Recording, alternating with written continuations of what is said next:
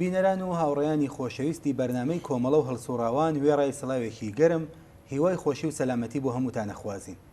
بۆ پێشکەشکردنی بەرنامەی ئەم هەفتەی کۆمەڵە و هەڵسوڕاوان لەگەڵ هاوڕێیانی هاوکارم هاتووینەتەوە خزمەتتان. ئازیزان، هەروەکو خۆتان ئەگەدارن لە سەروبەندی ئەوەڵی مانگی مەی ڕۆژی جیهانی کرێکارین. ئەم ڕۆژانە باز لە ئەوەڵی مانگی مەی نووسین لەم بابەتەوە دیدار و وتوێژ لەسەر ئەم ڕۆژە لەلایەن فعالین و هەڵسوڕاوانی کرێکاری، حیزب و لایەنە سیاسیەکانی سەر بەڕەوتی چەپ و کۆمۆنیست لە هەموو کات زیاتر و لە هەموو کات گەرم و گورترە. هەرکەس هەوڵەدات بەرنامە و ڕێکاری خۆی بۆ ئەم ڕۆژە و چبایەتکردی چینی کرێکار بۆ خەلاسبوون لە جەهەنەمی سەرمایەداری لە ڕەوانگەی خۆی یان ڕێکخراوەکەی باس بکات. بەڵام باز لەسەر ئەم ڕۆژە تەنیا بە بەرەی کرێکاری و چەپ و سۆسیالیستی کۆمەلگا مەحدود نابێتەوە، بەڵکو دەوڵەتانی سەرمایەداری و حیزب و لایەنەکانی سەر بە ئەو بەرەیەش هەوڵەدەن بۆ بەلاڕێدابردنی کرێکاران و بزوتنەوەکەیان لەم ڕۆژەدا وەک دڵسۆز و خەمخۆری چینی کرێکار دەرکەون. بۆ باسکردنی زیاتر لەسەر ئەوەڵی مانگی مەی ڕۆژی جیهانی چینی کرێکار، هەلومەرجی ئەمڕۆی ئەم چینە بە تایبەت لە ئێران و تایبەتی تریش لە کوردستان داوامە لە هاوڕێ حەسەنی ڕەحمانپەنا ئەندامی کۆمیتەی ناوەندی کۆمەڵە کردووە بێتە ئستدیۆی تەلەڤیزیۆن و وەڵامی چەند پرسیارێکمان سەبارەت بەم باسە بداتەوە. تکای ئێوەش تا کۆتایی بەرنامەکە هاوڕێمان بن. کاسنجام کاتت باش و بەخێر بیت. زۆر سپاس کاک کاروان بۆ ئێوە بۆ هاوکارانتان، هەروە سڵاو و ڕێزم هەیە بۆ بینەرانی تەلەڤیزیۆنی کۆمەڵە بە تایبەت بەرنامەی کۆمەڵە و هەڵسوڕاوان و لە خزمەتتان. خزمەت لە منەوە کا حەسەنگیان، یەکەم پرسیارم لەسەر هەلومەرجی ئەمڕۆی بزوتنەوەی کرێکاری بەگشتی ئەپرسم وەک بزوتنەوەیەکی جیهانی. بربەستەکانی ئەم ساڵی ئەم بزوتنەوە خاڵە بەهێزەکان و خاڵە لاوازەکانی چۆنە بینن؟ ئەوەی ڕاستی بێ قسەکردن بە گشتی لەسەر بزوتنەوەی کرێکاری جیهانی کارێکی ئاسان نییە، چونکە لەگەڵ 200 وڵات لە دنیادا بەرەو ڕووین، هەر وڵاتێک تایبەتمەندی خۆی هەیە، لەگەڵ 5 قارە بەرەو ڕووین، هەر قارەیەک تایبەتمەندی خۆی هەیە. لەناو هەرکام لەم وڵاتانەیە چینی کرێکار دەرس و ئەزمونونەکانی خەباتی مێژووی بێزگەلەوە لەگەڵ چ سیستمێک ڕاستە سیستم بەگشتی سیستمێکی سەرمایەداریە، بەڵام ئەوەی کە مەسەلەن لە ئەوروپا هەیە هەر ئەوە نییە کە لەباری مەجای کار و فعالیت و ڕێکخراوبوون و ئەوانەوە لە ئاسیا هەیە یا لە ئەفریقا هەیە یا لە هەندێک لە وڵاتانی تر هەیە. بۆیە ئەوە کارێکی سەختە بەگشتی باسکردنەوە، بەڵام دەتوانم ئەوە بڵێم کە ساڵی ڕابردوو بەگشتی ساڵێکی باش و ساڵێکی خۆش بۆ بەشەریەت نەبوو و لەناو ئەوەشدا چینی کرێکار زۆرینەی ئەو کۆمەڵگایەدا ساڵێک بوو کە نەخۆشینی کۆرۆنا بەپێ ئەو ئامارانەی کە تاکوونێ دوێنێ ئەمڕۆکە بڵاوبووەتەوە زیاتر لە 3,450,000 ئینسان گیانیان بەخت کردووە، سەرەوەی 150 ملیۆن کەس ئالوودە بوون. بۆیە لە وەزیەتێکی وادا زۆرینەی ئەو قوربانیان و تەلەفاتی کە دراوە لە چینی کرێکارە، لە خەڵکی بێبەزاعەتە، لە خەڵکی حاشیێنشینی شارەکانە، لە پەنابەرانە، لە بەشی کەم دەرامەد و کەم بژێوینا ئەو کۆمەڵگایە. بۆیە ئەم موسیبەتە ڕاستە موسیبەتێک بوو کە لەوانەیە شتێش معلوم نییە دەستکردی بەشەر بوو یان نەبوو، هەر لە حاڵی لێکۆڵینەوەدان لەسەری، بەڵام موسیبەتەکانی بۆ بەشەر بوو و هەروەها نیشانیدا کە بێتوانایی گەندەڵی خودی نظامی سەرمایەداری واگەداریتان هەر ئەو بەینانە ئامارێک بڵاوبووەتەوە لە ماوەی یەک ساڵی ڕابردوودا ئەگەرچی مەسەلەن بە دەیان ملیۆن خەڵک بێکار بوون، بە ملیۆنان کە سەرپەنایان لە دەستداوە، خەڵکێکی زۆر ئالوودەی ئەم ویرروسە و بەدبەختیەکانی بوون، بەڵام سەروەتی کۆمەڵێکی چکۆلەی سەرمایەدار میلیاردێرەکان کە ئەوانە مەسەلەن 20 نەفەریان بەقەت 3,500 ملیۆن نەفەر خەڵکی ئەو کۆمەڵگایە سەروەتیان هەیە 30% زیادی کردووە. ینی ئەوە چی بوو باعسی ئەوەی کە ئەو تەلەفاتە گەورە بەشێکی چاوچونێکی خودی سەرمایەداری بۆ یەکانێ ئەمە لە ئاستی دنیادا ئەمە موسیبەتێکی گەورە بوو کە بۆ چینی کرێکار و خەڵکی زەحمەتکێش هاتە ئاراوە. مەسلەیەکی تر کە ئەتوانم بڵێم لە ساڵی ڕابردوودا لە ڕاستیدا یەکێک لەو مانعانە کەماکان مانعی نەبوونی ڕێکخراوی کۆمۆنیستی، نەبوونی حیزبی چینی کرێکار. مەسەلەن ئوروپا کە کانگای خەباتی کرێکاری و بزوتنەوەهای شۆڕەژگێڕانە هەر لە پاش شەڕی یەکەمی جیهانی یا حتا پێشتر لەوەیش بووە، کۆمۆنی پاریس لەوێ دروست بووە، ئینقلابی سەنعەتی لە ئوروپاوە هاتووە، ئینقلابی کەبیری فەڕەنسا لەوێەوە هاتووە، ئینقلابی دواتر ئۆکتۆبر لە هاوسەیەتی ئەوێەوە هاتووە. بەڵام سۆسیال دموکراسی کە وەختی خۆی دەور و نەخشێکی زۆری بوو ئێستا بۆ بەشێک لە بۆرژوازی بەشێک لەو سیستمە زاڵەیە بۆیە نەبوونی ڕێکخراوی کۆمۆنیستی و هەروەها نەبوونی ڕێکخراوی چینایەتی چینی کرێکار چ لە ئاستی جیهانیدا و چ لە ئاستی وڵاتی و منتەقەیدا بە باوەڕی من لەو کۆسبە گەورانەی تر بووە کە لە ساڵی ڕابردووشە کەماکان چینی کرێکار لەگەڵی دەست و پەنجەی نەرم کردو یعنی ئەوەی کە ئێمە پێ دەڵێن ئامادەجی زێهنی کە معناکەی ڕێکخراوبوون و سازمان دراوبوون و خۆڕێخستن بۆ ئینقلابێکی سۆسیالیستیە بەداخەوە ئەوە کەماکان جوزی ئەو زعفان نەبووە بەڵام لە هەمان کاتیشدا ئەگەر ئەو دوو بربەستە یا ئەو دوو زعفە لە ئاستی جیهانیدا ببینینەوە ساڵی ڕابردوو بەپێ ئەو ئامارانەی دراوە بچەند تۆ تماشای انتخاباتەکانی ئەمریکا کە هەر لە ساڵی ڕابردووە کرا بەشێک لە تەبلیغاتێک کە ترامپ دەیکرد دەیکوت بە ڕەقیبەکان دەیکوت سۆسیالیستن ئەوە معنای ئەوەیە کە سۆسیالیزم و بەدیلی سۆسیالیستی کارم بەوە نییە ترامپ وانێکێکی تعبیرێکی بۆ ئەوە هەیە یان بایدێن و ساندێرز و ئەوانش کە لە حزبی دیموکراتەکان بووە لە نظر ئێمەوە سۆسیالیز نییە بەڵام بیرۆکەی سۆسیالیزم بزوتنەوەی سۆسیالیستی حرەکەتی سۆسیالیستی لە ئاستی جیهانیدا حرەکەتێکی حاشا هەڵنەگرا لە وڵاتانی ئوروپاییدا ئێمە ئەوەمان بینیوە ئێمە ئەوە دەبینین لە بریتانیا لە ئیسکاندیناوی لە شوێنەکانی کە ینی نەوعێک ناومێدی نەوعێک بێتوانایی نەوعێک بە بنبەست گەیشتنی نێئۆلیبرالیزمی سەرمایەداری هەمووی ئەوانە لە پەنای ئەوەدا بەدیل ئەگەر ئەمڕۆکە لە جامعەدا قسەی لێ بکرێ بەدیلێکی سۆسیالی بێزگە لە بەدیلی سۆسیالیستی شتێکی تر نییە ئەگەر باز لە عەداڵەتی کۆمەڵایەتیە کرێت عەداڵەتی کۆمەڵایەتی لە نظری ئێمە تەنیا لە سۆسیالیزمە دروستە قانونکارێکی دیموکراتیک و ئەمڕۆیی و ئەوانە بە بزوتنەوەیکی کرێکاری و سۆسیالیستی دەکرێت بەرابەری ژن و پیاتوە ئەوڕۆکە تماشاکە من دوێنێ کاروات تماشایەکی ڕۆژنامە و نووسراوەکانی سوئێدمە کرد لە عەرزی هەفتەیەکە 6 دانەژن لە سوئێد کوژراوە ئەوە هیچ لە لێرە کاناڵەکانی تەلەڤیزیۆن دەکەیتەوە ژن کوشتن ژن خنکاندن خۆکوشتنی مەجالێک دروستەکەن بۆی ژن خۆی تێدا بکوژێ بۆ بە فەرهەنگی ئەو جامعە چی ئەتوانێت بەری ئەوانە بگرێ ینی بێزگە لە سۆسیالیزم بەدیلێکی ترنی ئەمڕۆکە بۆیە من لام وایە ئەوە لەو نقطە قووەتانەیە کە بەتایبەت کۆڕۆناکە لەلایەکەوە بێتوانایی سەرمایەداری دەرخست لەلایەکەوە بۆچوونهای کۆنەپەرستانەی بە ناوی ئاین و مەزهەب و هەمووی ئەوانە کە پەنایان دەبرد بە شێخ و مشایخ و شتی دواکەوتوانە هەمووی ئەوانە بنبەستی خۆیان نیشاندا و شتێکە ئەمڕۆکە دەتوانێت لە بەشەریەتە لێی بگەڕین بتوانێت بەدیل بێت علمە زانستە و سۆسیالیزم و مارکسیزم و کۆمۆنیزم لە نظری ئێمەوە ئەوە علمە ئەوە زانستەوە ئەو تەنیا بەدیلێکە کاتوانێت ببێ بۆیە ئەگەر گردوکۆی بکەم دەکا بەوەی کە ئەو دوو مانعە کە عەرزم کردی بەڵام لە پەنای ئەوەدا ئومێد بە ئاڵوگۆڕ ئومێد بە تەغییر ئومێد بە کۆمەلگایەکی سۆسیالیستی ئومێد بە ژیانێکی باش لەوەی کە هەیە و تەغییر لە وەزیەتەدا بە باوەڕی من لە ئاستێکی بەرینتردا ئەم ساڵەکە لە بەو بنبەستەی کە سەرمایەداریش تێیدا بوو لە هەموو کات زیاتر خۆی نیشاندا.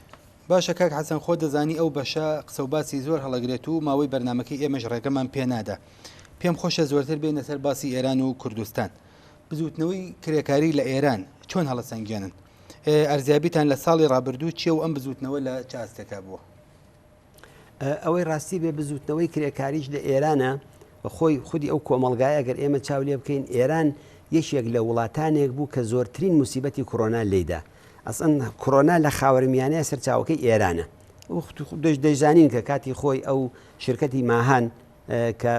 ئەوڵجار دەیانکوت کرێکار و فلان و ئەوانە ئەوە نەبوو مەجموعەیە تەلەبەی بێستا کۆنەپەرست کە دەیانهێنان لە حوزەی علمیە و ئەوانەی لە قوم و لەو شوێنانە دەرسی ئاینیان پێوتن و دەیاناتنەوە بۆ ئەوەی بیرۆکەی سدووری ئینقلابی ئیسلامی بەرنەدەرەوە و بە خەرجی جمهوری ئیسلامی ئەمانە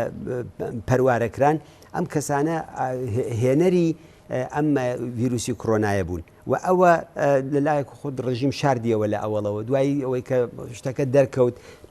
ئەو جار درۆیان پێوە کرد دوای ئەوە ئیمکاناتی نەنا اختیاری ئەو خەڵکەوە هەر ئەو بینانە بینمان خامنەی وەخت بۆ خودی ئانتیڤیروس دەکاتە جواب ئێمە ئەوەی ئەمریکای و بریتانیایەکە لە ئێرانە قەدەغەیە ینی ڕژیمێکی ئاوا نامەسئول و ئیستبدادی و دیکتاتۆری بۆ خۆی لەلایەکەوە لەلایەکی دیکەشەوە ئەم موسیبەتە کە لە ئاستی جیهانی داهات ئێرانی بەرینتر گرتەوە هەر ئەمڕۆکە و ئەوە گەر چاو لێ بکەن نزیکی 28-29 دانە ئوستانی ئێران سوورە ڕۆژانە قسە لەسەرەوەی لە شارێکی وەکو تارانە 400 نەفەر دەمرێ حتاکوی لە باشتی زارا جێگانیە بۆ ناشتنی ئەو قوربانیانی ئەم ڕووداوە لە شوێنەکانی دیکە بیمارستانەکان پڕن بۆی لە وەزیەتێکی ئەوەدا دەبێت تەبقەی کاریگەر چۆن بێ لە ساڵی ڕابردوودا بەپێی ئاماری دەوڵەتی خۆیان ئاماریان داوە دەڵێن ڕێژەی بێکاری بینی 2 تاکوونێ 6 ملیۆن کەس زیادی کردووە ئەوە ئەلبەتەوە ئامارە ڕاز نییە هەروەکو هیچ ئامارێک لە جەمهوری ئیسلامیدا ڕاز نییە بۆیە ئەو موسیبەتە تەبعاً تەسیری کرد لەسەر وەزعی تەبقەی کاریگەر بەڵام لە پەنای ئەوەدا ئێمە اعتساباتی کرێکاری اعترازاتی هەر لە هەفتەپەوە لە فولادی ئەهوازۆ لە کرێکارانی پەترۆشیمیەکانەوە لە کرێکارانی قەراردادی لە شرکەتی نەوتە لە ناڕزایەتی خانەنشین کراوان ئێمە ڕۆژانە کە بەشێ لە تەبقەی کاریگەرن اعترازاتی خانەنشین کراوان اعتساباتێکی دەسە جەمعی کرد تقریباً لە مرکزی ئۆستانەکان نەگرێتەوە لە 40-50 دانە شار بەیەکەوە ئەو اعتراز و ناڕزایەتیانە ئەچێتە پێشەوە لە کاتێکدایەکە جمهوری ئیسلامی بەری ڕێکخراوی سربەخۆی گرتووە جمهوری ئیسلامی ئەو کۆبوونەوانە ئەگەر کۆڕۆنا بۆ ئەو بووە بە ئیمکان لە ڕاستیدا بووە بە خزمەتی پێکردووە بە جمهوری ئیسلامی بەری ئەو اعتراز و ناڕزایەتیانەشی پێگرتووە بە بەهانەی ئەوە بۆ شتەکانی دیکە نایەت بڵێ کۆڕۆنا مهمە مەسەلەن مزگەوتەکانی ئیجازە داوە خەڵکەچن مەقبەرە و شوێنی ئیمامەکان و ئیمام ڕەزا و معسوومە و چێو ئەوانە خەڵکەچێ بۆ سەری بۆ ئەوانیان کردو بەڵام وەختێکە 50 نەفەر چەند سەد نەفەر کۆ بن و هەڵڵەن کۆڕۆنایە ئەوە دەبێت پرۆتۆکۆلەکان ڕعایەت بکەن بۆیە لە وەزعیەتێکی ئاوادا بزوتنەوەی کرێکاری بزوتنەوەیکی واقعی بووە لەوانەی کە عەرزم کردی خۆی نیشانداوە ناڕزایەتی معەلیمان جۆمبشی دانی جووی اعترازی ژنان لەو ناوەندانەی کە باسم کرد بۆ یەکانێ لە ڕاستیدا خودی ئەو اعتراز و مبارزاتانە حەی و حازر بووە ینی بزوتنەوەیەکە کە لە ساحەکەدا بووە بەڵام طبعاً ئەوە زعف و کەم و کوڕەکانی خۆی بوو ینی کافی نەبووە بە دلیلی ئەوەی کە لەلایەک هەم ئەو کۆڕۆنا مانع بووە هەم لە لایەکی دیکەیشەوە مەسئلەی نەبوونی ئەو ڕێکخراوە کرێکاری و جەماوەریانە کە بتوانێت بەشی هەرە زۆری خەڵکی کرێکار و زەحمەت کێش سازمان بدات بۆ اعتراز و مبارزە لە دژی جمهوری ئیسلامی باشەکە حەسەن پێتان وایە مەراسمەکانی ئەوەڵی مانگیمەی لە ناوەندە کرێکاریەکان لە شارەکان ئەبێ بەڕێوە بچێت و ئەرکی کرێکاران و هەڵسوراوانی کرێکاری بۆ ئەم ڕۆژە لە ئاستی سەرتاسەری چییە؟ ئەوەی ڕاستی بێت ئەم ساڵەکە بەهۆی ئەم نەخۆشینی کۆرۆناوە ئێمە لامان وایە بخۆم پێم وابێ ئەولەویەتی ئەسڵی بۆ فعالینی کرێکاری بۆ بزوتنەوەی کرێکاری مەسئلەی سڵامەتە ئەمە تەنها شاملی ئێرانیش نابێ یا شاملی کورد ئەوە شاملی دنیایشە بێت لە دنیایشدا ئەم ساڵەکە مەسەلەن ئەو فەراخانانەی کە دەبێت بدرێ بۆ تەزاوراتەکان یا حتا و تەزاوراتانەی کە ئێمە دەبینین مەسەلەن ئوروپا کانونێکی ئەتراز و ناڕزایەتی جەماوەری و کرێکاری و چەپەکان و هەمووی ئەوانەیە خۆ پارێزن هێستا مەسەلەن واکسیناسیۆن لە وڵاتێکی بستە باز لەوەی تەنیا وڵاتێکە زۆر لەسەرەوەیە وڵاتێکی وەکو ئیسرائیلە کە ئێستا نەگەیوە بە 60% لە 60% واکسیناکردنی هەردوو واکسینی یەکەم و دووەمەکەیەکە نەوەیەک ئەمنیەتی عمومی بەرقەرارە بێ وڵاتێکی وەکو مەسەلەن بریتانیا لە ئوروپایە کە زۆر لە پێشەوەی قسە لە 40% و 45% و ئەوە ناکرێ یعنی هێستا ئەو ئەمنیەتە کۆمەڵایەتیە بەرقەرار نەبووە لە ئێرانە هێستا نەگەیوە بە 1%. 1% خەڵکی ئەو کۆمەلگایە واکسینە نەکراوە بۆیە بە باوەڕی من ئێمە ناتوانین وەکو کەسانێکی نامەسئول کە لە دەرەوە دادەنیشتن و لە پشتی کامپیۆتێرەکانیان فەرمان ئەدەن تەبقەی کاریگەر بڕژێنە خیابانەکان و ئەوەڵی مانگی وا بەڕێوەبەرن ئەوە مەسئولانە نییە کەسێک کە قسەی لە جێگای گەرم و نەرمەوە دێ فەرقی هەیە لەگەڵ کاریگەرێک کە ڕۆژانە دەرگیرە لەگەڵ ئەو وەزیەتەی کە ئەمڕۆکە تێدایەتی موسیبەتەکانی کۆڕۆنا دەزانێت زەرەروزیان کاریگەرێ بە 6 سەرخێزانەوە سبحەینێت تێدا بچێت نان ئاوەری ماڵک تێدا دەچێت ژیان نامێنێەوە بەداخەوە زۆر خانەوادە هەر لەم کۆڕۆنایەدا بێسەرپەرست بوون بۆیە من لام وایە ئەولەویەتی ئەم ساڵەکە سڵامەتە دەبێت تەبقەی کاریگەر دەبێت خەڵکی کرێکار و زەحمەتکێش فعالینی کاریگەری دەبێت ئەولەویەتەکان ئەوەی بەڵام لە پەنای ئەوەدا هەر ئێستا ئێمە لە ناوەندە کرێکاریەکان شاهدی ئەوە بووین کۆمەڵی قەتنامەیان نووسیوە کۆمەڵی مەسەن بە ناوی کرێکارانی قەراردادی بە ناوی کرێکارانی بێکار بە ناوی کرێکارانی نەوت بەڵامی کرێکارانی شوێنەکانی دیکە داخوازەکانی خۆیانیان تەرح کردووە ئەوانە لە دنیای مەجازیدا بڵاو بکرێتەوە لە هەر جێگایەکیشە مەسەلەن لە کارخانەکان ئەگەر هەیە بە فەرزی محاڵ ماوەیەک کار تەحتیلکەن چەند دقیقە بۆیان نەکرێت کار تەحتیلکەن بە پرۆتۆکۆلهای ئەمنیەتی ئەو ئەگەر ماسکیان هەیە ئیمکاناتیان هەیە بتوانن ئەوە فعالینی کاریگەری دەبێت لەوێ بڕیار بدەن و تەسمیم بگرن کایەتوانن مەراسم بەڕێوەبەرنیانێ بن یا لە شارەکانیشە لە شوێنەکانی کەشە بۆیە من لام وایە ئەگەر بە شێوەی عمومی و گشتی نەتوانین ئەو مەراسمانە بەڕێوە برێ لە خودی ناوەندە کرێکاریەکانە بەدانی قەتعنامە یا چەندانە ناوەندی کرێکاری چەندانە ڕشتەی کرێکاری مەسەلەن کرێکارانی سەنعەتی نەوت کرێکارانی پترۆشیمیەکان کرێکارانی هەفتەپە کە لە ئەرزی ئەم چەند ساڵەدا پێشتازی خەبات و مبارزەیەکی لێبراوانە لە دژی جمهوری ئیسلامی ئەتوانن ڕەچەشکێن من لەو بابەتەوە قەتنامەکانیان داخوازەکانیان و هەروەها ئەو خاستە تەبەقاتیەکانی خۆیان ئەمانە تەرحکەن ئەمانە بنووسن ئەمانە بڵاوکەنەوە لە دنیای مجازیدا و من دڵنیام بۆ ئیتلاعات و سیستمی جمهوری ئیسلامی و ئەوانە دەبینن و ئەو خۆی زیندووبوونی ئەو حرەکەتە تەبەقاتیە نیشاندا بۆیە پێم وابێ دەبێ سلامت لە ئەولەوێت تا بێ لە دەستوری کارا بێ بەڵام ئەو ڕێشوێنانەیش هەیە بۆ ئەوەی کە جنبشی کاریگەری کە جنبشێکی حەی و حازرە بەو قەتنامانە و بەو متالباتە و بۆ داخوازانەی خۆی کە لە دنیای مجازیە دەری دەبڕێ ناڕزایەتی خۆی مەسەلەن حەق دەستەکان لە ئێرانە کە ئەم ساڵەکە نزیکی $100 سەرەوەی $100 $120 لە کاتێکە کە هەموو شتێک چەند قات 100% بڕشتێ 200% بڕێکشتێ 300% لەو جامعەیەدا گران بووە ئەو حەق دەستە 20% باقدەستی کرێکار هیچ معنایەکی نییە جوابی هیچ شتێک ناداتەوە بۆ یەکانێ بردنە سەرەوەی حەق دەستەکان کە چوار بەرابەر لەژێر خەتی فەقردایە و زۆر خاست و متالبەی دیکەی کرێکاری ئەتوان لە قەتنامەکانی ڕوو بەدەسەڵات ئەوانە و سەرمایه‌داران تەرحکەن. باشە کاک حەسەن با بێنە سەر کوردستان و بزوتنەوەی کرێکاری لە کوردستان. ساڵی ڕابردوو بۆ بزوتنەوەی کرێکاری و بزوتنەوە جەماورە شۆڕژگێڕانەکان لە کوردستان چۆن بوو؟ ئەوەی ڕاستی بێ کوردستان هەمیشە و دایم ناوەندێکی خەبات و مبارزە و خۆڕاگری بووە. ناوەندێک بووە کە لێرە کێشەی جەماوەر کە کرێکار و زەحمەتکێش هێزی بزوێنەر و سەرەکی ئەم کۆمەلگایەن بە پێچەوانەی جەرەیاناتی ناسیۆنالیستوانە کە ئێستا دەگەڕێن پیان وایە کاریگەر لە کوردستانە نییە و تەزادی ناو ئەم کۆمەلگات تەزادی کار و سەرمایە نییە و مەسئلەی نەتەوەییە لەسەرەوەی هەموو شتێکە و ئەوانە بەڵام خەباتی ئەو ڕۆکینا ئەو کۆمەلگایش خەباتێکی چینایەتیە تەنانەت بۆ حەلی مەسئلەی نەتەوەیەتیەکەش حەلی مەسئلەی ملیش لە کوردستانە ئەو ڕێگا چارەی کە تەبەقەی کاریگەر هەیەی لەگەڵ ڕێگا چارەیە کە ناسیۆنالیستەکان و لایەنی لیبراڵ و بۆرژوازی هەیەە کاملەن بەیەکەوە جیاوازە هەرەوە نیشانی دەدات کە زیندووبوونی ئەو جومشە نیشانەدا تەبەقاتی بوونی ئەو جومشە نیشانەدا و هەر ئەوە کە مەسەلەن دەبینی خودی لایەنی ناسیۆنالیستی هەیە هەر ئەمڕۆکە تەمەرکوزێکی زۆری کرۆ لە دژی چەپەکان لە دژی کۆمۆنیستەکان هەمومان یەجارێ کتێبێکی ئەوەندە دەداتە دەرەوە دژ بە چەپ و کۆمۆنیزم و سوسیالیزم و هەمووی ئەوانە ئەگەر نەبێ ئەو بزوتنەوەیە ئەیبوونی ئەوە چییە؟ بوونی ئەو حرەکەتانەی کە ئەوانە دەیکەن یا هەر ئەو تمەشای ئەو بەرنامانەی کە خودی جمهوری ئیسلامی هەیەی ئەو فشار و زەخت و زۆرانەی کە بۆ فعالینی بزوتنەوەی کرێکاری دێنێ بۆ فعالینی جنبشی ژنانی دێنێ بۆ فعالینی بزوتنەوە کۆمەڵایەتیەکانی دیکەی دێنێ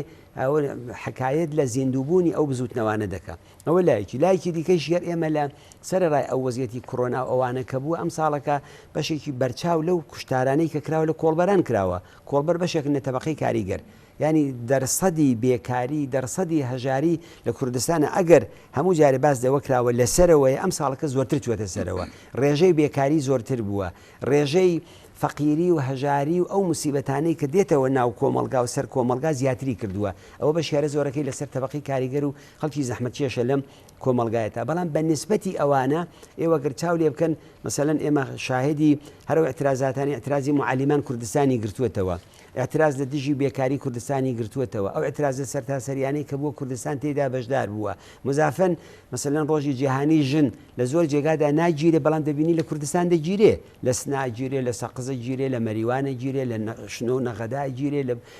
بانا گیرێ ئەمە نیشانەی چییە؟ نیشانەی زیندووبوونی ئەم بزوتنەوەیە و نیشانەی ئەوەیە کە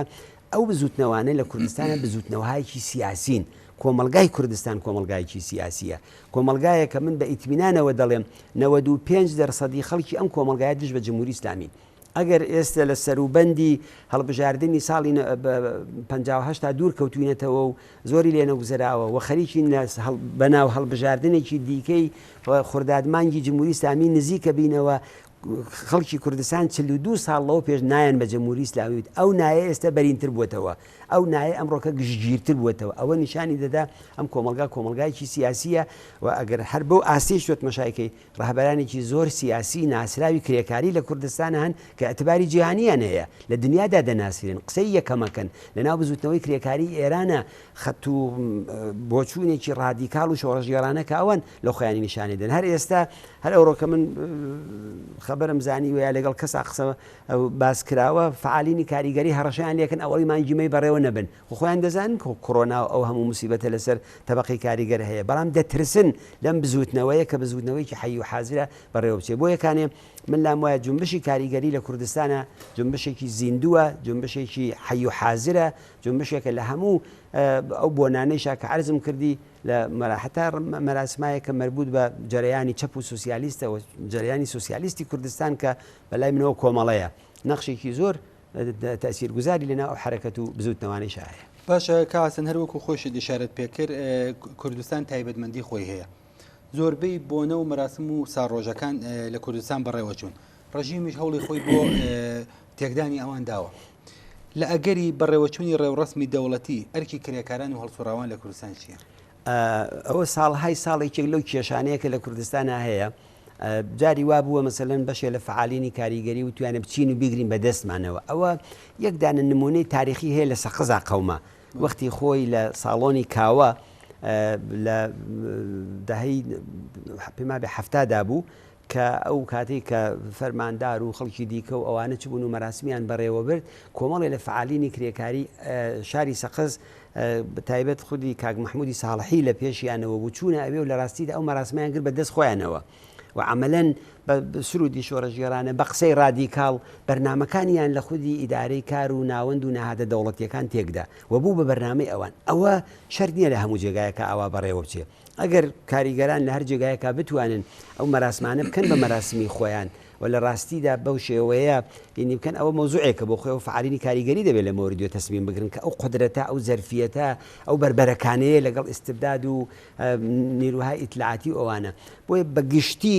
جهت ئەوە بووە ئێمە ئەوەمان هەیە کە ئەو نوع ئەمەراسمانە دەبێت بایکۆت بکرێت نابێ فعالینی کاریگەری تحتی عنوانی ئەوەی کە دەچین و لەوێ قسەی خۆمانەکەن و زۆر جاری وایە مەسەلەن لە سنەش گیرا و مەجاریان پێنەداون لە مەهاباد گیرا و مەجاریان پێنەداون فەرماندار هاتووە بە ئایەتی قورئان دەستیان پێ کردووە بەشتی دیکە یا جەمهوری ئیسلامی مەسەلەن خۆتانەزان هەفتەیەک بەناوی هەفتەی کاریگەریش ڕاگەیەنێ لە سوورەتێکا وەختی خۆی خومەینی وتی هەموو کەس کرێکارە بۆ ئەوەی کە کرێکار نەفی بکاتەوە نەک بۆی دیفاع لە کرێکار بکە وشەی مستەزعەفیان هێنانا ئەو بەستا فەرهەنگی سیاسینا ئەو کۆمەلگایەوە کە بڵێن شتێک بە ناوی چینی کرێکار نییە ئەوە هەمووی کرێکارە وەختی خۆی سەدام حوسێنی جەوەی کروتی ئێمە لە عێراق کرێکارمانی هەچی یەکەمانە مۆزەفە کارمەندە بۆیە بەو لە حازەوە بە باوەڕی من لەو ساڵەکەیشە لەوانەیە خودی حاکمیت لەوە سوء ئیستفادە بکە ساڵۆنایکی گەورەیان هەیە ماسکدا بنێن بیانەوێت لەوێدا سیاست و بەرنمەکانی خۆیانی تێدا بەرنە پێشەوە فعالینی کاریگەری کوردستان قەتعەن دەبێت لەو بەرنامانەدا بەشداری نەکەن لێرەش کەماکان ئەولەویەت سڵامەتە بەڵام ئەوە فعالینی کاریگەری خۆیان بە تەشخیصی خۆیان بۆیان کرا لە جێگایەکە گرتیان لە کارخانەیەکە لە بەرچاوگرتنی سڵامەت و پاراستنی خۆیان و خانەوادەیان و دوور بوون لەم موسیبەتی کۆڕۆنا ئەوانە بۆیان کرا ئەوە خۆیان با تەشخیصی بدەن اختیارەکەی بەدەست خۆیانەوە خۆیان توان لەو بابەتەوە زۆر بە ئەزمونن زۆر بە تەجروبەن ئێمە داهەی 60مان هەیە لە کوردستانە لە 65 و 66 و تا 68 کە جەماڵی چراغ وەیسی یادی بەخێر بێت سوخەنڕانی ئەوەڵی مانگی مەیە و تەنها کەسێکە کە لە توولی 100 ساڵی ڕابردووش ئاسان لە ناو جنبشی کاریگەریە بە خاتری سخۆنڕانی ئەوەڵی مانگی مەی ئیعدامەکرێ جەماڵی چراغ وەیسیە ئەوە زیندووبوونی بزوتنەوەی کرێکاری کوردستان نیشانەدا ئاگاهبوونی ئەم بزوتنەوەی نیشانەدا کە جەمهوری ئیسلامی بۆچی بۆ جەماڵیان ئەعدام کرد بە دلیلی ئەوەی کە وەحشەت دروستکەن لە ناو جنبشی کاریگەریە بەڵام بۆیان نەچوە پێشەوە دواتر ئێمە بینیمان لە سەقز لە ساڵەکانی 83 ئەوانەدا لە مەراسمەکانی دیکەدا ئەوانە جوابی دایەوە بۆیە من لام وایە بە هیچ جۆرێک دەبێت لەو نوع ئەمەراسمانەیە بەشداری نەکەین لە بە هەر میزانێ بە هەر نسبەتێ لە کارخانەیەکە لە کارگایەکە لە سنفێکە قەتنامەکانیان بدەن ئیتلاعیەکانیان بدەن لە دنیای مجازیدا فعال بن فعالینی کاریگەری لەو بەرنامانەی کە دادەنرێت لە ئینترنێت و لەوانەدا بەشدار بن لە جێگایکی ئەگەر بۆیان کرا بە تەشخیصی خۆیان لە خیابانە ئەوە ئەمری خۆیانەیتر ئێمە ناتوانین بڵێن بۆیە ئەولەویەت ئێستا لە حاڵی حازرە سلامەت و بەڕێوەچوونی پاراستنی ئەو فەم تەنها ئەم ساڵەکەمان لە بەرچاو نییە. خەباتی ئێمە خەباتێکی درێژخایانە لە دژی سەرمایهداری لە دژی جمهوری ئیسلامی دەبێت ئەو نیروەمان ئەوان پێیان خۆشە ئالوودە بن تووشی ئەم کۆرۆنا و موسیبەتە بن و لە کۆڵ ئەو خەڵکیان لە کۆڵ بێتەوە. بۆیە دەبێت ئێمەش حەول بدەین بۆ لە کۆڵکردنەوەی جمهوری ئیسلامی دەبێت بمێنین و لەو خەباتەدا بەشدار. باشەکە حەسەن گرنگترین بربەستەکانی ئەم ساڵ بۆ ڕێوەچوونی ئەو مەراسمانە چین و کرێکاران چۆنە بێ بەسەر ئەم بربەستانی ئازاڵ بن؟ من لام وایە گرنگترینیان کۆرۆنایە. ئەم ساڵەکەیەکێ لەو مشکلاتە ئەسڵیانەی کا هەیە و مانعی بەڕێوەچوونی مبارزاتی کرێکاریە کۆرۆنایە. بۆیەکانە دەبێت ئەوەمان لە بەرچاو بێت کە ئایا کوونێ ئێمە بەبوونی کۆرۆنا ئەتوانین مەراسم بگرین کە ناتوانین بیگرین بەڵام ڕێگای تر هەیت بربەستەکانمان یەکێکی ئەوەیە یەکێکی تری ئەو مەسئلەی هەژاری و فەقیری و داخستنی بەشێ لە ناوەندەکانە دەرکردنی کرێکارانە ئەو حەقدەستە کەمەی کە لە نەزەریان گرتو بۆ خودی کرێکاران و هەروەها نەبوونی ڕێکخراوەهای جەماوەری و کرێکاریە. ئێمە تەبەقەی کاریگەر چ لە کوردستانە چ لە ئێرانە لە ئامرازی مبارزە مەحرومە. ئەو ئامرازی مبارزەیە چییە؟ تەشکیلاتە. تۆ تماشا دەکەیت سەرمایهداران متەشەکلن ئەوان دەوڵەتیان هەیە، سپایان هەیە، ئەرتەشیان هەیە، مەجلیسیان هەیە، قانونیان هەیە، هەمووی ئەوانە لەدەست ئەوانێ ئەوان خۆ هیچ سەرمایهدارێ بە تەنیا خۆی نان شەڕ لەگەڵ کرێکار بکە بۆیە کرێکاریش بە تەنیا ناتوانێت شەڕ لەگەڵ سەرمایهدار بکە. ئەو ئەبزاری هەیە دەبێت و ئەبزارت بێ. ئێمەیان لەو ئەبزارە محروم کردووە. چینی کرێکار لەو ئەبزارە محرومە. وەروە بربەستێکی دیکە مەسەلەی قانونە. تەبەقەی کاریگەر قانونێک هەیە دژ بەوە. ئەگەر قانونکارێکی کرێکاری قانونکارێکی دموکراتیک وجودی ببێ معلومە خۆ نایەڵن حەقدەستی کرێکار دەبێت سەرەوەی 12 ملیۆن و 12 ملیۆن و تا 13 ملیۆن بێ کە بتوانێت ژیانێکی مەمرە و مەژیش بەڕێوە بەرێ. حەقدەست 3 ملیۆن تمەند دیاری کراوە بۆ ئەم ساڵەکە. بە یەک ساڵ خەدەمات و بە خانەوادەیەکی سێ-چوار کەسیەوە دەبێت بە 3 ملیۆن و 400 هزار تمەن. ئەوە بەشی چیەکە؟ لە سوورەتێکا کرێماڵ 2 بەرابەر و 3 بەرابەر گران بووە. دەست بۆ هەر شتێکە بەی بزانە کیلۆی تەماتە قیمەتی چەندێکە. مریژ کە ئەوە سەف دروست بووە لەو جامعەیەدا بۆ مریژ. ڕۆحانی ڕۆژانە دێ درۆ دەکات درۆ دەلەسە تەحویلی ئەو خەڵکە دەدا. دەست هیچ کام لەو شتانە نییە. دەوا و دەرمان و هەمووی ئەوانە نایاب بووە لە جامعەیەکی ئاوادا. ینی ئەوەی کە ئەرزشی نەماوە لەو جامعەدا گیانی ئینسان بەهای ژیانی ئینسانە لە کۆمەلگایکی ئاوادا. بنابەرین تەبەقەی کاریگەر و خەڵکی کرێکار وز ئەگەر ئامرازی مبارزە کە تەشکیلاتە ڕێکخراوە حیزبە ئەوانەیان نەبێ بە تەنیا خۆیان لەو مبارزەدا چیان بۆکرێ. ڕاستیشە لە پەنای ئەوەشدا بەڵام چینی کرێکار لە ئێران و کوردستان کۆڵی نەداوە بەڵام هەر مبارزەی کردووە ڕێکخراوەکانی خۆی دروست کردووە یەکێتی های کرێکاری اتحادیەها ئەنجومەنەها یەکێتی ژنان دانیشتجویی کومیتەهای کرێک ئەوانە دروست کراوە دوو فاکتۆ خۆشیانیان تەحویل کردووە بە جمهوری ئیسلامی. ئەوە نییە هەرێستەکانی بەشێکی بەرچاو لە فعالینی کاریگەری ڕۆژانە فشاریان لەسرە دەگیرێن قەراری وەسیقەیان لەسەر ئەگەر لە فڵان ئەترازە بەشداری بکەیت ئەوە حکومەکەت ئیجراکەینەوە. ئەوانە هەمووی ئەو ئیمکانەیە کە لایەکەوە جمهوری ئیسلامی لێ سندونێتەوە بەڵام بە حکمی ئەو ئێتراز و مبارزەیە کە کرێکاران بە کرێکار محکومە بە مبارزە. کرێکار ئەگەر مبارزە نەکات لەوە خراپتری بەسەردێنن بۆ کانێ مبارزاکە بۆی کە بژی. بنابەرین ئەوە بەشێکە لەو حەقی تەبیعی ژیانە کە لە تەبەقەی کاریگەر لە ئێرانە سەندراوەتەوە دەبێت حەولی بۆ بدەین و بێجگە لەوەی شەر کەماکان من لام وایە دەکرێت لە ناوەندێکی کرێکاریە دەکرێت لە چەندین ناوەند لە سنفێکە مەسەلەن نانەواکان کرێکارانی نانەواخانەکان بۆ بەڕاگەیاندن بە ئیتلاعیە بە مەسەلەن لە سعاتێکی دیاریکراوە دابنێن بڵێن ئێمە نیو سعات ئەمڕۆکە نانەواخانەکان لە سەرتاسەری کوردستانە تەحتیێڵەکەین. کرێکارانی مەسەلەن خەریکی خەدەماتی عمومین ئەوەی کە خەریکن وڵات پاکەکەنەوە ڕای بگەن ئێمە ئەم ساڵەکە نیو سعات کار تەحتیێڵەکەین. ئەوانە هەمووی کۆمەلگا زێهنی کۆمەلگا بەرەو تەبەقەی کاریگەر بە عنوانی تەبەقەیەکە ئەو کۆمەلگای بەدەستەوە بەرەولای خۆی ڕاکێشێ. یعنی مەزوم ئەوەیە زۆر ئبتیکار هەیە کە کرێکاران ئەتوانن ئەوانە نیشان بدەن و ئەتوانێت ئەوانە بەجێی ئەوەی کە تووشی ئەو موسیبەتە ببین زیاتر یا مەسەلەن لە جێگایەکە کراوە تەشخیصی خۆیانە زۆر جاری وایە دەچنە دەرەوە لە شوێنهایەکە ئەو مەراسمانە بەڕێوە بن ئەوانەی هیچ مانعێک نییە ئەوانە بە تەشخیصی خودی ئەو فعالینە یا جاری وا بووە هەتا سەرڕای ئەوەش مەسەلەن لە بڕێ جێگایە لە خیابانە جەمعێک کۆبوونێتەوە پلاکاردیان بەرز کردێتەوە هەموو شتایەکی سلامەتی و ئەمنیەت و ئەوانەی خۆیانیان ڕعایەت کرد ئەوش بەستەجی بە توان و زەرفەتی خۆیان هەیە وی ئەو ئەگەر ئەو مانعانە هەیە ئەو ئیمکاناتانەی شەیە دنیای مەجازیەکێک لەو شتانەیە فعالینی کاریگەری ئەتوانن لەو کۆڕ و کۆبوونەوانەدا بەشدار بن خاستەکانیان ویستەکانیان داخازەکانی خۆیان تەرحکەن و ئەوانە وەکو قەتنامە بنێرن بۆ کارفەرما و بۆ ئەوە کە حەقدەست بۆچی ئاوایە کۆڵبەر بۆ لە کوردستانە ئاکوژرێ بێکاری بۆچی ڕێژەکەی چوەتە سەرەوە داوای کار داوای بیمەی بێکاری بەرابەری ژن و پیا زۆرێک لەو داخوازیانی دیکە ئەتوانین تەرەکەی باشە کاک حەسەن لە ئەگەری بەڕێوەچوون یا خودت بەڕێوە نەچوونی مەراسمەکانی ڕۆژی ئەوەڵی مانگیمەی ویست و داخوازی کرێکاران ئەبێت چی بێت؟ هەروەکو عەرزم کردی ئەو ویست و داخوازیانە بەشێکی بەڕاستی سابتە بە دەلیلی ئەوەی کە ئیستبدادی سیاسی لەم کۆمەلگایەدا لە توولی ئەم 42 ساڵەدا کە چینی کرێکار داخوازەکانی خۆی تەحکردە جوابی هیچی نەداوەتەوە بۆ نمونە حەقی ڕێکخراو بوون ئێمە ئەگەر ڕێکخراو بین کەروکو لە قسەکانی پێشوویش عەرزم کرد تەبەقەی کاریگەر ڕێکخراو بێ بە ئاسانی نایڵێ ئەوە زیێتە بەسەریدا تێپەڕوێ مەسەلەی حەقدەست بە شتێک کە خۆیان پێی دەڵێن سێجانبە نگەری نوێنەری دەوڵەت نوێنەری کارفەرما نوێنەری بەناو کرێکاران کە ئەوانە نوێنەری کرێکار نین ئەوانە خانەهای کەسانێکن کە لە خانەی کاریگەران کەسانێکن لە شۆراهای ئیسلامین ئەوانە دێنن کە حەقدەست دیاریەکەن ئەوانە خۆیان سییان تێرە ئەو بەشە لە شوراهای ئیسلامی و لە خانەی کاریگەر و کە ساڵهای ساڵە مەحجوب و کەسانێکی ئاوا لە ڕاستیدا قەراریان گرتووە جوزی دەمو دەستگاهای حکوومەتین ئەوانە لە ڕانتی حکوومەتی بەرخوردارن کام فعالی کاریگەری هەیە ئەو نیە فعالی کاریگەری لە زیندانایە ئەوە نیە فعالی معلیمان لە زیندانایە ئەوە نیە فعالی ژنان لە زینداندایە بنابەرین ئەو فعالینەی کە دەبێت داخوازی معلمین کرێکاران ژنان بێکاران بازنشستەکان ئەوانە تاریەکەن ئەو کەسانن کە بە قەولی خۆیان لە خیابانان نەگە و کەسانیا لە زیندانان ئەو کەسانە نین کە ملیان ئەستور کردووە و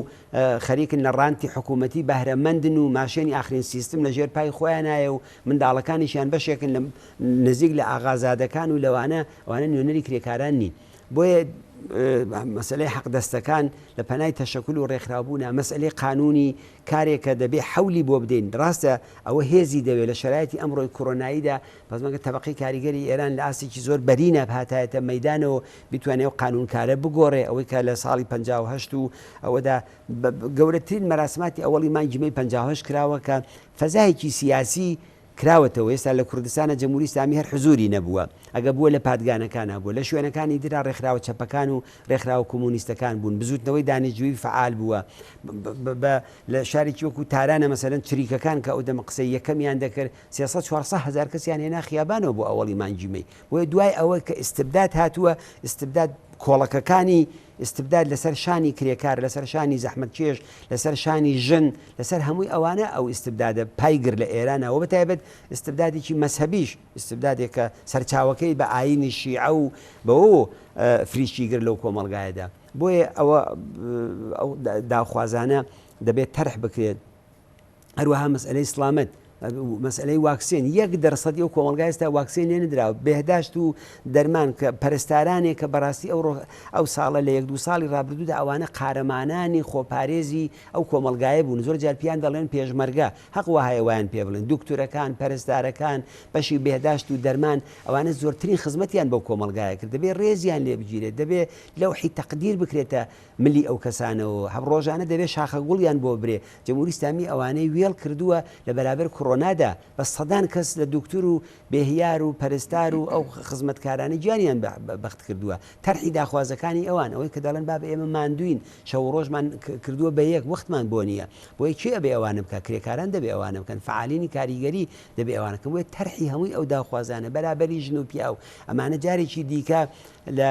ئەو داخوازانەی لە ئەوەڵی مانگیمەیدا ئەگەر نایتوانین مەراسم بگرین قەتنامەی کرێکارانی مەسەلەن نەسازیەکان لەسنە کرێکارانی ماشین سازی کرێکارین تراکتۆر سازی نانەواییەکان بابێن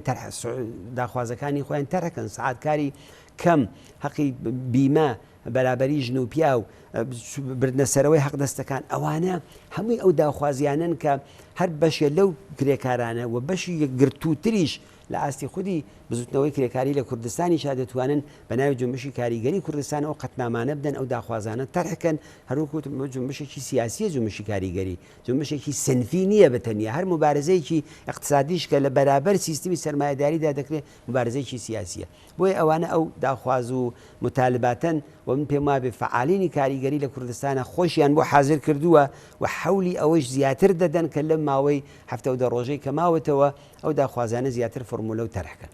کاک حەسەن ئەم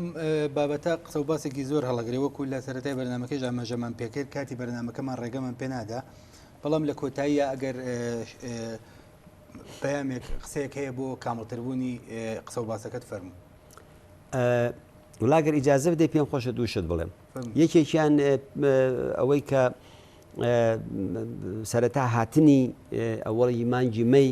ڕۆژی جیهانی کە ڕۆژێکی جیهانیە بە معنای واقعی کە چون تەبقەی کاریگەر جیهانیە. ئەمڕۆ سەرمایهداری سیستمێکی جیهانیە، سەرمایهداری زنجیرێکە لە ئەمریکاوە تاکوونێ ئوروپا و تاکوونێ ئوسترالیا و تا دێتەوە کوردستان و ئەفریقا و هەموو جێگایەک سیستمێکی تێک هەڵپێکراوە. ئەگەر تەبقەی سەرمایهدار تەبقەیەکی جیهانی، تەبقەی کاریگەریش تەبقەیەکی جیهانیە. بۆیە بەو ڕۆحەوە دەبێت چاو لەوە بکەین. ئێمە زۆر جار ناڵێن یەکی ئایار، ناڵێن 11 ئوردی بەهێشت، بە ناوی خودی یەکی مەیۆ باسی دەکەین کە ئەو ناوە جیهانیەکەشی لە ناو جنبشی کاریگەریدا جێبکەوێ. بۆیە هەر لێرەوە ئەم ڕۆژە جیهانیە لە چینی کرێکار لە دنیادا کە ممکنە دەنگی ئێمە نەبیسن، لە چینی کرێکاری ئێران، لە چینی کرێکاری کوردستان، لە هەموو بەشەکانی تری کرێکاران لە کوردستان و ناوچەکە و لە هەمووی ئەوانە پیرۆزبایی یەکەم. هیوادارم ئەم ساڵەکە ساڵی تێپەڕبوونی ئەم موسیبەتەی کە هاتووەتە سەرمان موسیبەتی سڵامەتیە کۆتایی پێبێ و ساڵی داهاتوو ساڵی تەرحکردنی داخوازەکانمان لە شەقامەکان و لە ناوەندە کرێکاریەکان و ئەوانە بێ دوای تێپەڕکردنی کۆرۆنا. ئەوە شتێک بوو کە پێم خۆش بوو بیڵێم و ساڵێکی پڕ لە خۆشی بە کۆتایی هاتن بە کۆرۆنا بۆ هەموو لایەکە خوازم. نکتەیەکی تر کە پێم خۆشە بیڵێم ئەویش ئەوەیە کە ئەم بەرنامەی کۆمەڵە و هەڵسوڕاوانە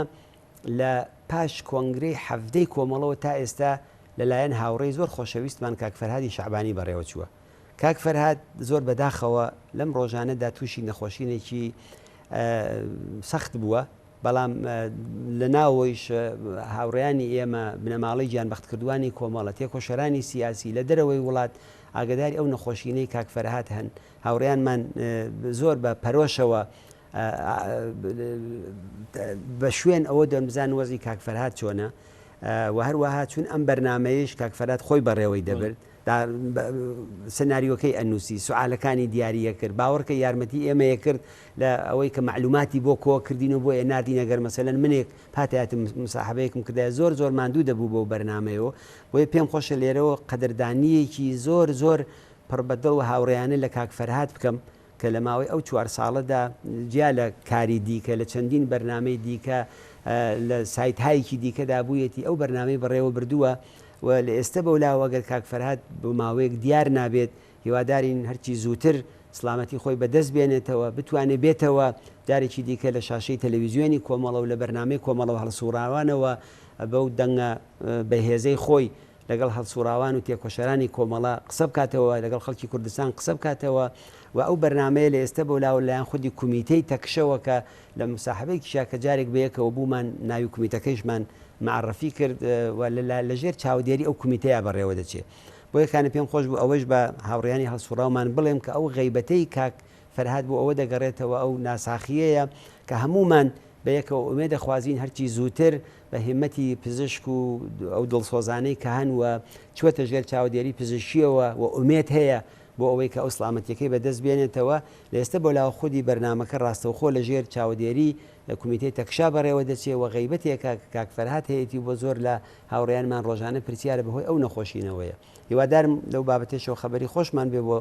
لە داهاتوودا و کاک فەرهاد بتوانێت بگەڕێتەوە سەر بەرنمەکەی و تا ئەو کاتێش ئێمە هەوڵەدەین کە ئەو بەرنامە بە هێمەتی ئێوە و ڕفیقەکانی دیکە هەروەکو جاران بەڕێوە بچێت. هیوای سەلامەتی بۆ کاک فەرهاد. کاک حەسەنگیان زۆر سپاس بۆ بەشداریت. منی سپاسی ئێوە هاوکارانتانەکەم و ماندوونم. بینەرانی خۆشەویستی بەرنامەی کۆمەڵە و هەڵسوڕاوان بەم جۆرە هاتینە کۆتایی بەرنامەی ئەم هەفتەمان. سپاس بۆ ئەوەی هاوڕێمان بوون تا دیدارێکی دووبارە شاد و کامران بن.